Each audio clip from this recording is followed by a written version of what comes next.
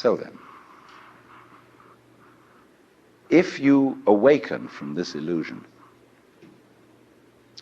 and you understand that black implies white, self implies other,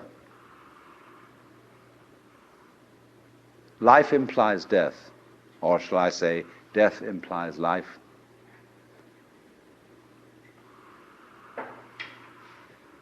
you can feel yourself not as a stranger in the world, not as something here on probation, not as something that has arrived here by fluke, but you can begin to feel your own existence as absolutely fundamental.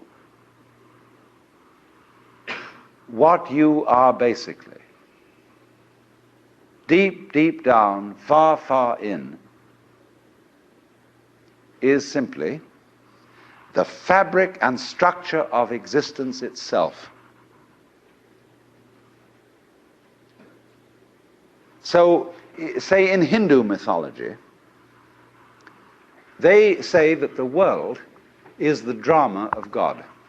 God is not something in Hindu mythology with a white beard that sits on a throne and that has royal prerogatives. God in Indian mythology is the self, Sat Chit Ananda, which means Sat, that which is, Chit, that which is consciousness, that which is Ananda is bliss.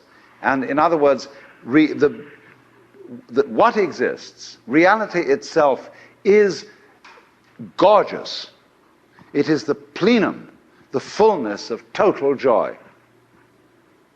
Wow-wee. And all those stars, if you look out in the sky, as a firework display like you see on the 4th of July, which is a great occasion for celebration. The universe is a celebration. It is a fireworks show to celebrate that existence is. Wow-wee. And then they say, but however, there's no point just in sustaining bliss. Let's suppose that you were able every night to dream any dream you wanted to dream. And that you could, for example, have the power within one night to dream 75 years of time. Or any length of time you wanted to have.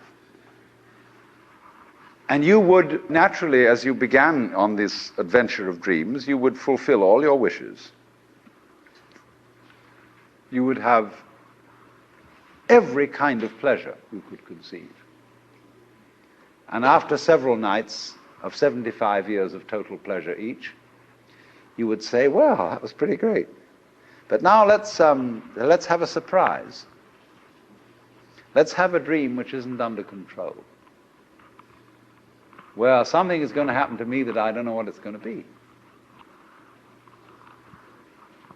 And you would dig that and come out of that and say, wow, that was a close shave, wasn't it?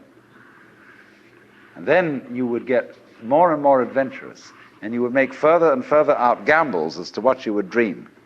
And finally, you would dream where you are now.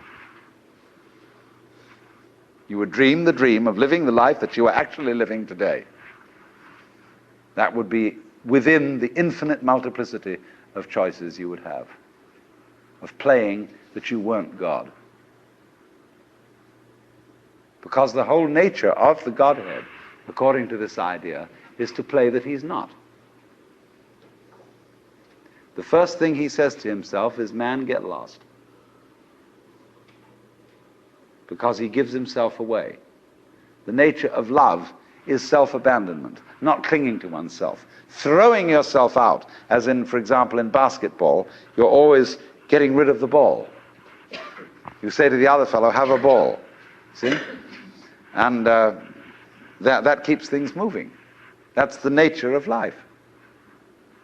So in this idea, then, everybody is fundamentally the ultimate reality. Not God in a politically kingly sense, but God in the sense of being the self, the deep down basic whatever there is. And you're all that, only you're pretending you're not.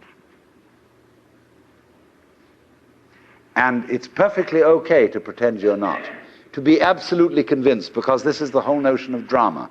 When you come into the theater, there is a proscenium arch and a stage, and down there is the audience. And everybody assumes their seats in the theater and are going to see a comedy, a tragedy, a thriller, or whatever it is. And they all know as they come in and pay their admissions that what is going to happen on the stage is not for real. But the actors have a conspiracy against this, because they're going to try and persuade the audience that what is happening on the stage is for real. They want to get everybody sitting on the edge of their chairs. They want to get you terrified or crying or laughing. Absolutely captivated by the drama. And if a skillful human actor can take in an audience and make people cry, think what the cosmic actor can do. Why, he can take himself in completely. He can play so much for real that he really believes it is. Like you sitting in this room, you think you're really here. Why, you've persuaded yourself that way. You've acted it so damn well that you know this is the real world. But you're playing it.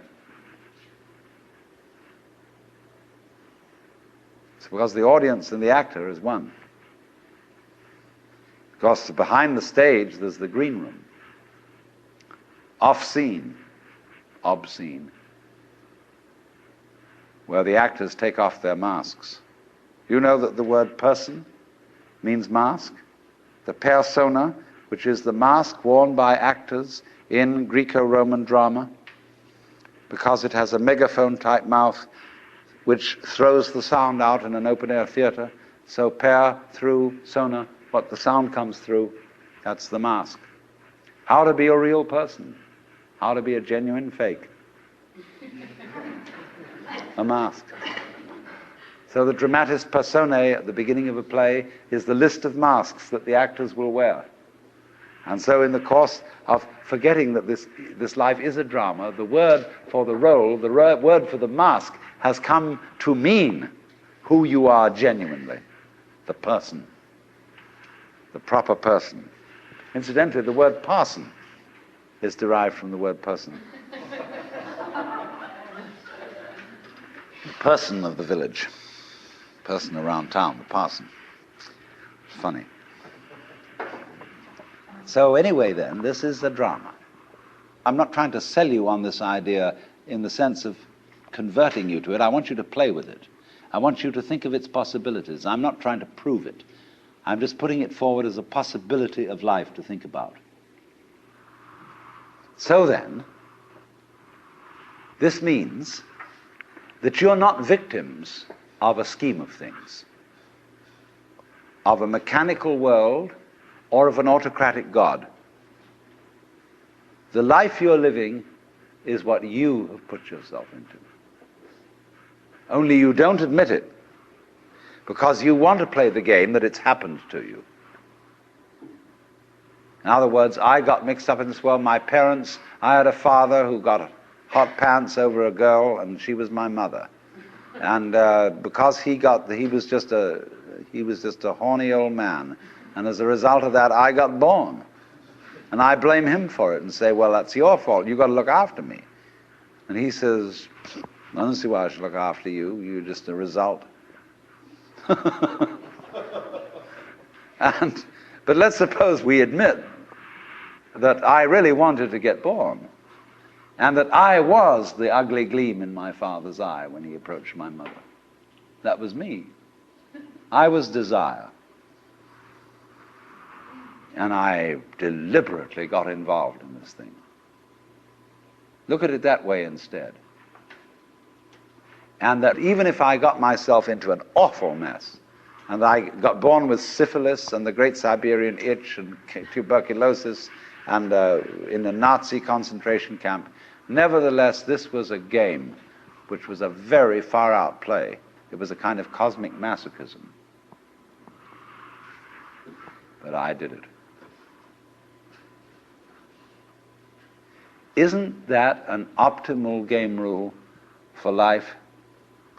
Because if you play life on the supposition that you're a helpless little puppet that got involved, or if you play it on the supposition that it's a frightful, serious risk and that we really ought to do something about it and so on, it's a drag. There's no point in going on living unless we make the assumption that the situation of life is optimal. That really and truly we are all in a state of total bliss and delight. But we are going to pretend we aren't just for kicks.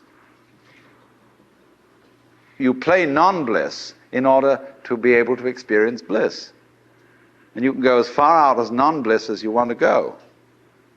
And when you wake up, it'll be great. You know, you can slam yourself on the head with a hammer because it's so nice when you stop.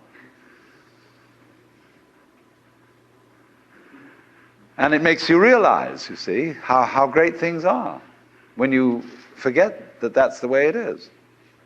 And that's just like black and white. You don't know black unless you know white. You don't know white unless you know black. This is simply fundamental.